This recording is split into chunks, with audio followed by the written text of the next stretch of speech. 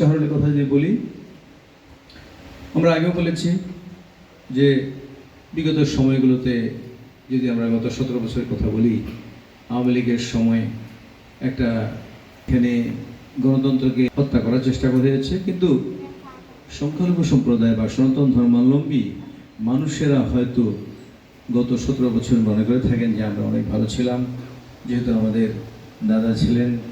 কিন্তু আমি বিশ্বাস করি যে অতীতের যে কোনো সময়ের তুলনায় বিএনপির আমলটা অনেক বেশি নিরাপদ হবে, আছে এবং ভবিষ্যতে আরও হবে। কাউকে স্পেশালি দেখার কোনো সুযোগ নেই। এখানে শুধু দৃষ্টিভঙ্গি থাকতে হবে যে আমাদের প্রত্যেকটি মানুষই মূল্যবান, প্রত্যেকটি মানুষ সম্মানীয়। এখানে ধর্ম দিয়ে গিয়ে বিবেচনা না করলেই কিন্তু আমরা সবার প্রতি একটা সমান দৃষ্টি দেওয়ার সুযোগ চলে আসবে। সেটা আমরা অলরেডি শুরু করেছি। আমাদের গরিব দেশ, আমাদের বাজেট অনেক কম, এই ধরনের একটা শ্মশান, যেটা মহা শ্মশান বলা হয়ে থাকে, এই শ্মশান ঘাটের জন্য বড় বাজেট দরকার। এখানে অল্প আমরা যে বাজেটগুলো পাই, এই বাজেটে আসলে এই শ্মশানের যে উন্নয়ন সেটা আসলে করা কঠিন।